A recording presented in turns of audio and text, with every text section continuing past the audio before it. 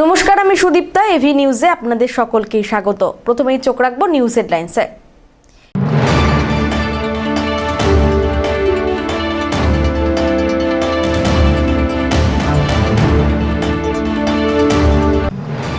মুখ্যমন্ত্রীকে জেলা পুলিশের গার্ড অফ অনার, প্রশাসনিক মহলে চাঞ্চল্য।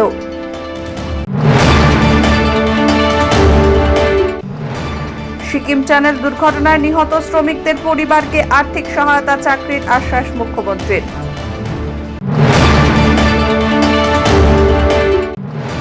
উত্তর সফরে মুখ্যমন্ত্রী শুভেন্দু অধিকারী জল্পেশ মন্দিরে পুজো দিলেন, হেলিকপ্টারে পুষ্পবৃষ্টি।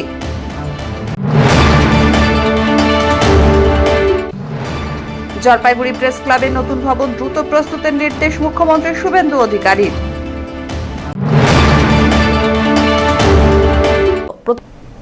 এবার আসছে বিস্তারিত সংবাদে। জলপাইগুড়িতে মুখ্যমন্ত্রী হিসাবে শুভেন্দু অধিকারীকে জেলা পুলিশের গার্ড অফ অনার, প্রশাসনিক মহলে চাঞ্চল্য। মুখ্যমন্ত্রী হিসাবে দায়িত্ব গ্রহণের পর প্রথমবার জলপাইগুড়ি সফরে এসে জেলা প্রশাসনের পক্ষ থেকে আনুষ্ঠানিক সম্মান গ্রহণ করলেন শুভেন্দু অধিকারী। সোমবার জলপাইগুড়ি জেলা প্রশাসনিক ভবন তথা জেলা শাসকের দপ্তরে জেলা পুলিশের পক্ষ থেকে তাকে গার্ড অফ অনার প্রদান করা হয়। এই অনুষ্ঠানে জেলা পুলিশের মহিলা পুলিশ কর্মীরা আনুষ্ঠানিক কুচকাওয়াজের মাধ্যমে শুভেন্দু অধিকারীকে গার্ড অফ অনার পেশ করলেন। প্রশাসনিক প্রটোকল মেনে সমগ্র আয়োজনটি সম্পন্ন হয়। উপস্থিত ছিলেন জেলা প্রশাসনের শীর্ষ আধিকারিক, পুলিশ বিভাগের উচ্চপদস্থ কর্তা এবং অন্যান্য সরকারি কর্মকর্তারা। গার্ড অফ অনার গ্রহণের পর শুভেন্দু অধিকারী প্রশাসনিক বৈঠকে অংশ নেন বলে খবর। বৈঠকে জেলার আইন শৃঙ্খলার পরিস্থিতি, উন্নয়নমূলক প্রকল্পের অগ্রগতি, অবকাঠামোর উন্নয়ন, জনকল্যাণমূলক বিভিন্ন বিষয় নিয়ে আলোচনা হয়। জেলা শাসকের দপ্তরে এই আনুষ্ঠানিক অভ্যর্থনা ঘিরে প্রশাসনিক মহলে উৎসবের পরিবেশ সৃষ্টি হয়। নিরাপত্তা ব্যবস্থা ছিল কড়া, গোটা অনুষ্ঠান শান্তিপূর্ণভাবেই সম্পন্ন হয়। সব্যসাচী মজুমদারের রিপোর্ট।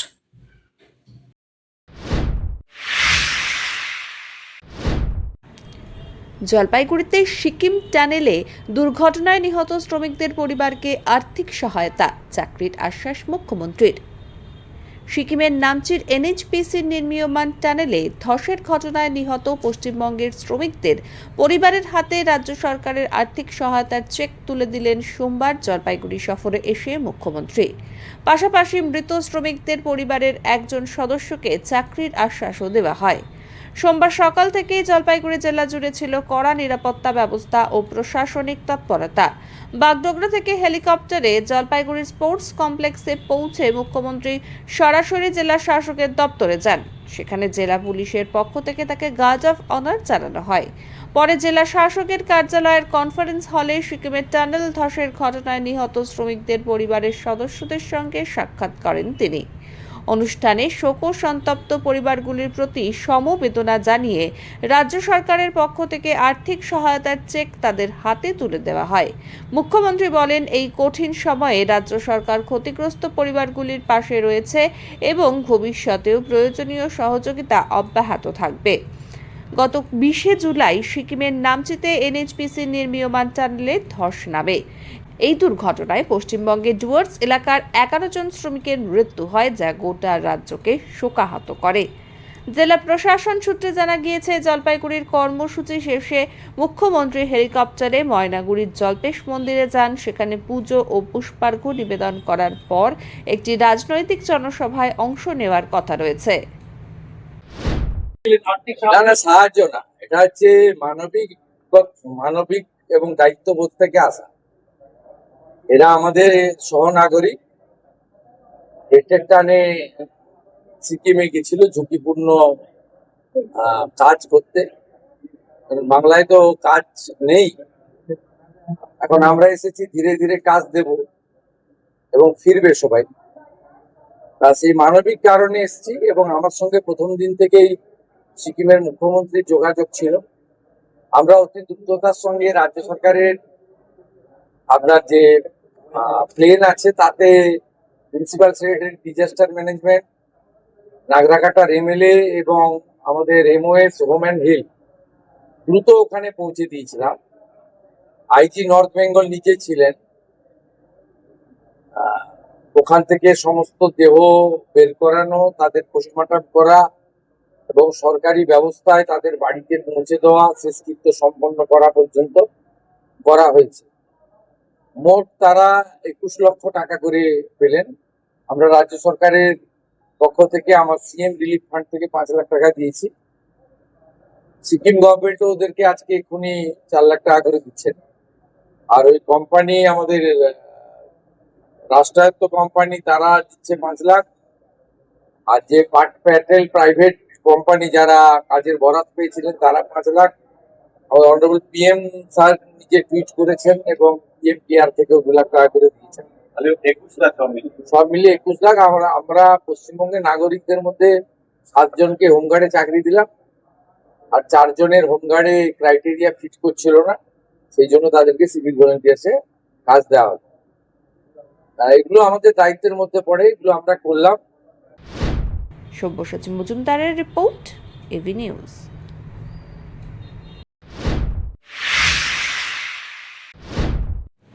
উত্তরবঙ্গের ঐতিহ্যবাহী শৈবতীর্থ জল্পেশ মন্দিরে পুজো দিলেন মুখ্যমন্ত্রী শুভেন্দু অধিকারী।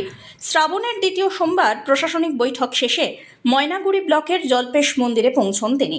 মন্দিরে প্রবেশের আগে জল্পেশ মন্দিরের ট্রাস্টি বোর্ডের পক্ষ থেকে তাকে বিশেষ সংবর্ধনা জানানো হয়। এরপরেই মুখ্যমন্ত্রী মন্দিরের গর্ভগৃহে প্রবেশ করে বিশেষ পুজোয় অংশ নেন। পুজোর সময় মন্দির চত্বরে হেলিকপ্টার থেকে পুষ্পবৃষ্টি করা হয়, যা উপস্থিত ভক্তদের মধ্যে উৎসাহের সৃষ্টি করে। এদিন মুখ্যমন্ত্রীর সঙ্গে উপস্থিত ছিলেন জলপাইগুড়ি সাংসদ ডক্টর জয়ন্ত কুমার রায়, রাজ্য বিজেপির সম্পাদক বাপি গোস্বামী, জেলা সভাপতি শ্যামল রায় সহ অন্যান্য নেতৃবৃন্দ। পুজোর শেষে সাংবাদিকদের মুখোমুখি হয়ে মুখ্যমন্ত্রী বলেন, রাজ্যে বিভিন্ন তীর্থক্ষেত্রের উন্নয়নের জন্য বাজেটে প্রায় 1000 কোটি টাকা বরাদ্দ রাখা হয়েছে। তিনি জানান, জল্পেশ মন্দিরের উন্নয়নে যা যা প্রয়োজন সব করা হবে। শীঘ্রই বিশেষ দল পাঠানো হবে। মন্দির কমিটি এবং উপস্থিত ভক্তরা মুখ্যমন্ত্রীর আগমন আর বিশেষ আয়োজনকে স্বাগত জানিয়েছেন। এবং স্থানীয় আমাদের যারা বিধায়ক আছেন প্রস্তাব চেয়েছি, বাজেটে আমরা তীর্থক্ষেত্র সার্কিট রেখেছি, গোটা রাজ্যের তীর্থক্ষেত্র সার্কিট, তাতে কোচবিহারের মদন মন্দির, জল্পেশ মন্দির থেকে কালীঘাট, দক্ষিণেশ্বর হয়ে তারাপীঠ পর্যন্ত 1000 কোটি টাকা বরাদ্দ আছে। যেমন যেমন প্রস্তাব এখান থেকে যাবে, যা যা প্রয়োজন সব হবে। এবং আমরা টিমও পাঠাবো কিছুদিনের মধ্যে, খুব বড় আর্কিটেক্টার আমাদের ইঞ্জিনিয়ারিং টিম আসবে। আপনারা কিছুদিনের সময় লাগে করতে, তো আপনারা দেখতে পাবেন, মানে ভক্তমণ্ডলী তারা দেখতে পাবেন জল্পেশকে বর্তমান সরকার কি লাগবে, দাদার গায়ে লাগবে তো কি করছে। জল্পেশ যাওয়ার পথে যুবকদের অভিযোগ শুনে কনভয় থামালেন মুখ্যমন্ত্রী, দিলেন নিজের মোবাইল নাম্বার। জলপাইগুড়ি থেকে শিবতীর্থ জল্পেশের উদ্দেশ্যে যাওয়ার পথে এক ব্যতিক্রমী ঘটনার সাক্ষী থাকল শহর। জলপাইগুড়ি শহরের রাজবাড়ি সংলগ্ন রাস্তায় দাঁড়িয়ে থাকা একদল কিশোর ও যুবক চিৎকার করে মুখ্যমন্ত্রীর দৃষ্টি আকর্ষণ করলে তিনি কনভয় থামিয়ে তাদের সঙ্গে কথা বলেন। যুবকদের অভিযোগ, এলাকায় মাদকের কারবার বেড়ে চলেছে। বিষয়টি মনোযোগ দিয়ে শোনার পর মুখ্যমন্ত্রী প্রয়োজনীয় পদক্ষেপের আশ্বাস দেন। পাশাপাশি যোগাযোগ রাখার জন্য নিজের মোবাইল নম্বরও তাদের দিয়ে যান। তোমাদের কি হলো, ব্যাপারটা কি হলো? মানে আমরা নর্মালি এখানে দাঁড়িয়েছিলাম, ভাবছিলাম যে দাঁড়াবে না, তো দাঁড়ালো দেখে তো আমাদেরকে নিজে থেকেই ডাকলো যে কি হয়েছে ভাই, পড়াশোনা ভালো হচ্ছে কিনা, তো কি অসুবিধা। তো আমার ভাই বললো যে এখানে নেশা মেশা বেশি হচ্ছে, বিএসের নেশা, গাঁজা এইসব বেশি হয়। তো তিনি বললেন যে তাহলে আমার নাম্বারটা দিয়ে রাখো, এখানে হোয়াটসঅ্যাপে আপনি বলবেন, তো যখন তখন তুই আমাকে পাবি, তো আমি এটার জন্য দেখবো, এটাই উনি বললেন। পিনাকি শিলের রিপোর্ট, এবি নিউজ।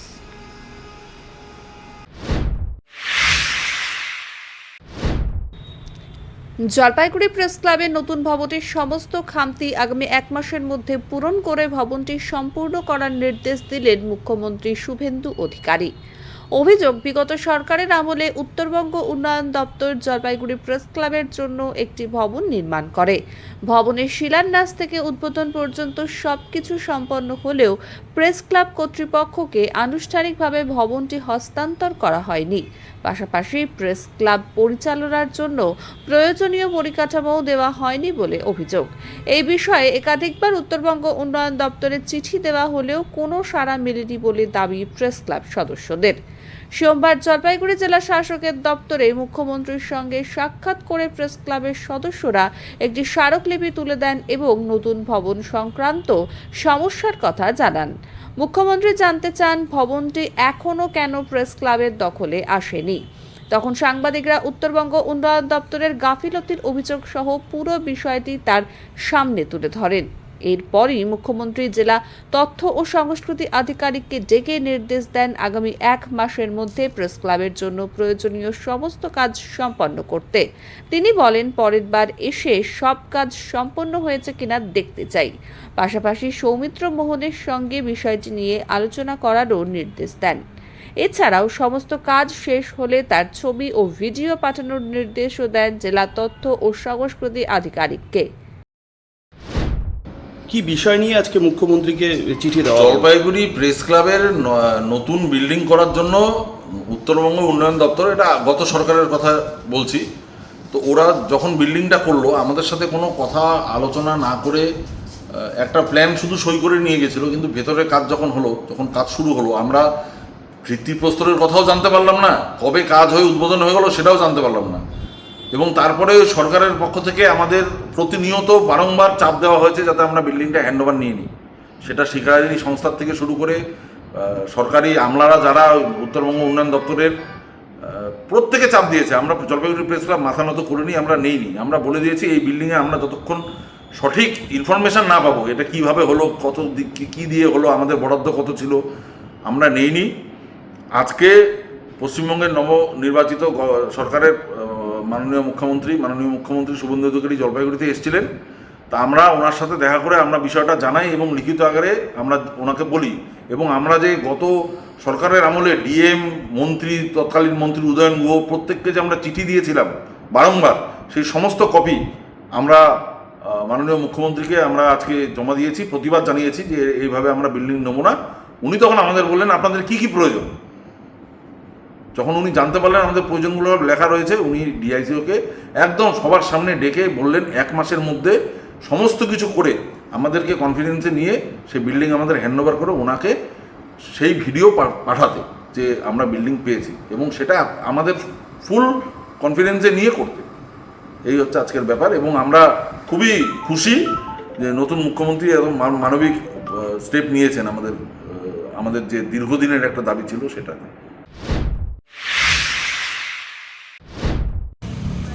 মুখ্যমন্ত্রীর জলপাইগুড়ি সফরের মাঝে গ্রাম পঞ্চায়েতে ডিম নিক্ষেপ, তৃণমূল প্রধানের সঙ্গে আক্রান্ত ক্যান্সার আক্রান্ত উপপ্রধান।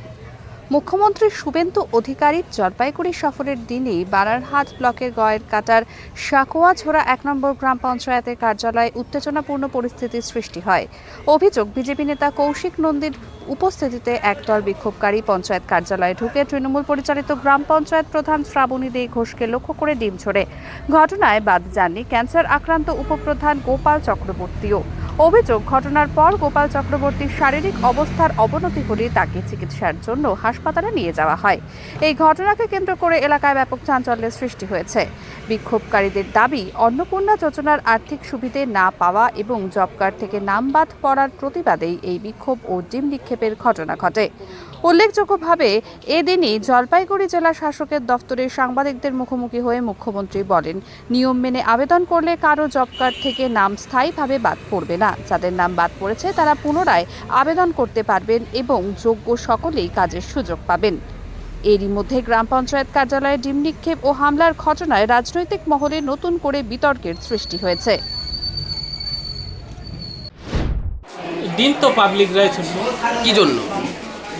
জব কার্ডে এদিক সেদিকে মানে কার জব কার্ডে কার নাম ঢুকছে কোনো ঠিক নেই, তার জন্য ওরা আজকে সবাই জমায়েত হয়ে প্রধানকে উপপ্রধানকে দিন ছুটল। কি সমস্যা কি দেখাচ্ছে মূল এখানে আপনাদের কি সমস্যা? জব কার্ড কোনোগুলো জব কার্ড ঠিক নাই, কার জব কার্ডে কার নাম আছে কোনো ঠিক নাই, তার জন্যই আজকে সবাই জনগণ জমা হয়ে উপপ্রধান প্রধানকে ডিম থেরাপি করে। এটা কত দিনের এই সমস্যাটা? সমস্যাটা তো অনেক দিন ধরেই চলতেছে, কিন্তু তখন তো ওরা একটা ছায়াই ছিল না। সমস্যার সমাধানের জন্য আপনারা এর আগে জানিয়েছিলেন, বলেছিলেন? হ্যাঁ জানিয়েছি, অনেকবার জানিয়েছি, কোনো কার্যকরী হয়নি। এখনো কি ঝামেলা চলছে? হ্যাঁ চলছে। এখন কি চাচ্ছেন আপনারা? আপনাদের ওগুলো দাবি কি? সমাধান হোক, আপনার- জব কার্ড যেগুলো নাম উল্টাপাল্টা হয়ে আছে ওগুলো সমাধান হোক। উত্তরবঙ্গে কোকো চাষের নতুন সম্ভাবনা জানালেন আইসিএআর এর বিজ্ঞানীরা। উত্তরবঙ্গের আবহাওয়ায় সহজেই কোকো চাষ করা সম্ভব, এমনটাই জানালেন জলপাইগুড়ির মোহিতনগরের আইসিএআর এর বিজ্ঞানীরা। তাদের মতে কলা গাছের হালকা ছায়া, উঠোন বা টবেও কোকো গাছ ভালোভাবেই বেড়ে উঠতে পারে। মাত্র 20 টাকার একটি চারা রোপণ করে নিয়মিত পরিচর্যা করলে প্রায় 3 বছর পর গাছে আসে ফল। সেই ফলের বীজ প্রক্রিয়াজাত করেই তৈরি হয় চকলেটের মূল উপাদান। বাড়িতে কেক, পেস্ট্রি বা চকলেট তৈরির শৌখিনদের জন্য এটি হতে পারে দারুণ সুযোগ।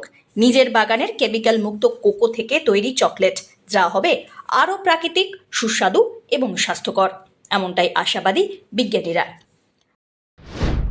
কোকো আমরা মনোক্রপ অর্থাৎ সিঙ্গেল ক্রপ হিসেবে করতে পারি, অথবা নারকেল বা সুপারি বাগানের মধ্যেও আমরা করতে পারি।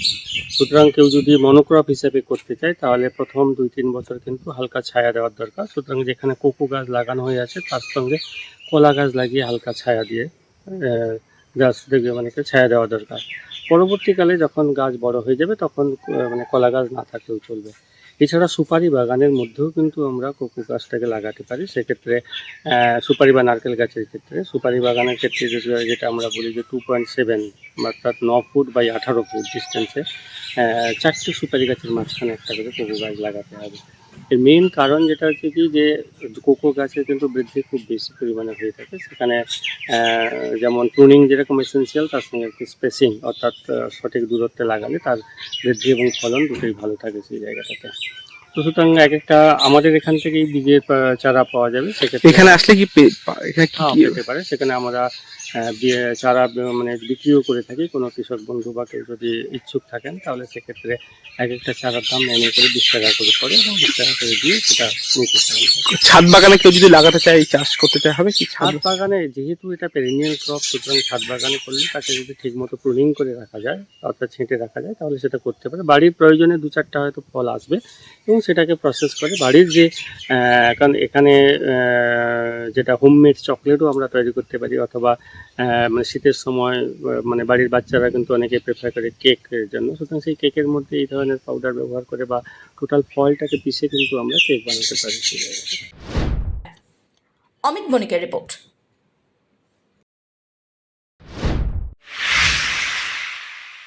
শেষ করবার আগে নিউজ হেডলাইন্স আরো একবার।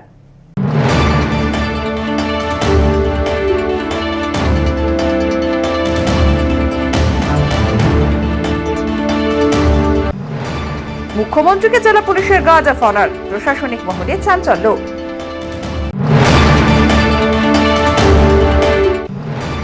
সিকিম টানেল দুর্ঘটনায় নিহত শ্রমিকদের পরিবারকে আর্থিক সহায়তা, চাকরির আশ্বাস মুখ্যমন্ত্রীর।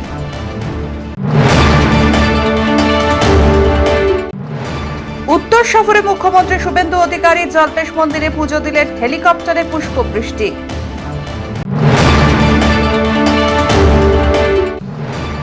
জলপাইগুড়ি প্রেস ক্লাবের নতুন ভবন দ্রুত প্রস্তুতের নির্দেশ মুখ্যমন্ত্রী শুভেন্দু অধিকারীর।